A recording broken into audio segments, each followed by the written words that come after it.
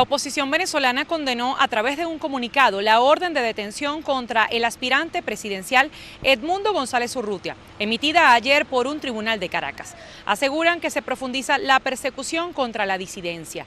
González Urrutia es señalado de 6 delitos, entre los que figuran conspiración, forjamiento de documento público, usurpación de funciones e instigación a la desobediencia de las leyes.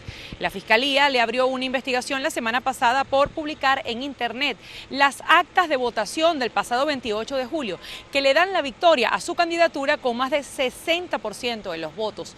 Pero el Consejo Nacional Electoral proclamó al actual presidente Nicolás Maduro como vencedor de esa contienda electoral y ese resultado fue ratificado por el Tribunal Supremo de Justicia. La líder opositora María Corina Machado escribió en sus redes sociales ayer: han perdido la noción de la realidad amenazando al presidente electo. Solo logran cohesionarnos más y aumentar el apoyo de los venezolanos y el mundo a Edmundo González. Esto es una cita textual. En medio de todo esto, el presidente Nicolás Maduro dijo en su programa de televisión que ya en Venezuela se respira la Navidad y que por eso decretaba el inicio de estas fiestas a partir del 1 de octubre. Pero esto de decretar la Navidad por adelantado es algo que suele hacer Nicolás Maduro cada año cuando se ve inmerso en una crisis. Mientras tanto, por ahora se desconoce cuál es el paradero de Edmundo González Urrutia. Honduras contabiliza en lo que va del año más de 110.000 casos de dengue y 147 muertes sospechosas, de las cuales 46 han sido confirmadas por laboratorio. Médicos advierten que, de no adoptarse medidas preventivas y eficientes, la situación podría empeorar en los meses de septiembre y octubre. Realmente se nos está saliendo de control. La zona norte del país, estoy completamente convencido, superará a la del año 2019 en número de casos. Con más de 110.000 casos, con 147 fallecidos, el dengue en el mes de septiembre y octubre será realmente gravísimo. En América Central, Guatemala reporta 82 decesos confirmados, seguido de Honduras con 46 muertes y Panamá con 28 fallecimientos, según la Organización Panamericana de la Salud. Realmente la población pediátrica es uno de los grupos poblacionales que más se está viendo afectado y la justificación de esto radica en que desde el 2018 no teníamos circulación del serotipo 3, es decir, que los niños que han nacido desde el 2018 a la fecha están más susceptibles a poder infectarse o enfermarse por dengue y eso es lo que está ocasionando, adicionalmente a las demoras y a las automedicaciones, los lamentables fallecimientos que han ocurrido. Las autoridades sanitarias confirmaron que durante el mes de septiembre recibirán el primer lote de 53.000 vacunas contra el dengue, considerando que hasta el 27 de agosto, 25 menores de edad han perdido la vida a causa del dengue.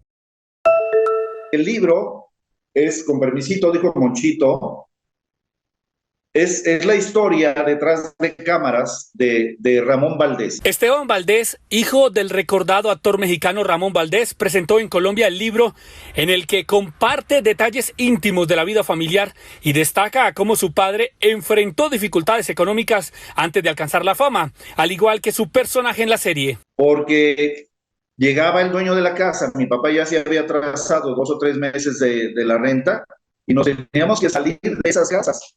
O se llevaban nuestra mesa y nuestras camas a manera de un embargo, ¿no? Esteban narra cómo fue vivir con un padre que no solo era una estrella en la pantalla, sino también un ser humano lleno de humor y creatividad en la vida diaria. Lo importante del libro, cualquier problema que enfrentamos en la vida, junto con mi padre, él transformó todos esos problemas, entre comillas, en algo hasta divertido. Ramón Valdés visitó Colombia por primera vez en 1978 con sus amigos e integrantes del grupo Chespirito, un país que no lo olvida. Era el personaje más divertido, básicamente para mí, y como el que le daba todo el movimiento a la vecindad. Y pues sí, fue mi programa de niñez, crecí con eso. 100 años estaría cumpliendo este 2 de septiembre el recordado don Ramón Valdés. Tenemos un tema más que divide opiniones de esta nación tan polarizada. La primera sala de la Corte Suprema no solo ratificó el despacho del ministro Alexandre de Moraes, sino que lo hizo por unanimidad. Es decir, todos los que han intentado navegar en la red social X desde computadoras con dominio en Brasil, siguen viendo este mensaje. Según el gobierno brasileño, la compañía no quiere responsabilizarse por lo que considera noticias falsas compartidas en esta plataforma. La suspensión se dio el viernes pasado debido a que X no cumplió con la ley que exige nombrar un representante legal en territorio nacional. Efectivamente había una, pero la red social cerró su oficina en Brasil el pasado día 17 de agosto, justificando que Moraes habría amenazado con detener a su figura legal designada.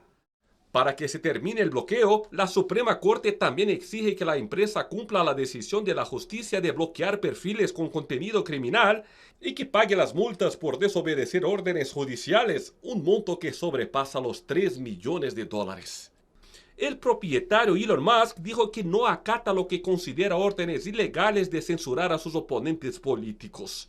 Moraes sostuvo que él confunde censura con la prohibición constitucional del discurso de odio y de incitación de actos antidemocráticos. En cualquier momento volvemos con más información por aquí o a través de todas nuestras redes sociales. Todas menos el X, por supuesto. Todas menos el X, por supuesto. Desde São Paulo, Brasil, Dan Cister para Telearua.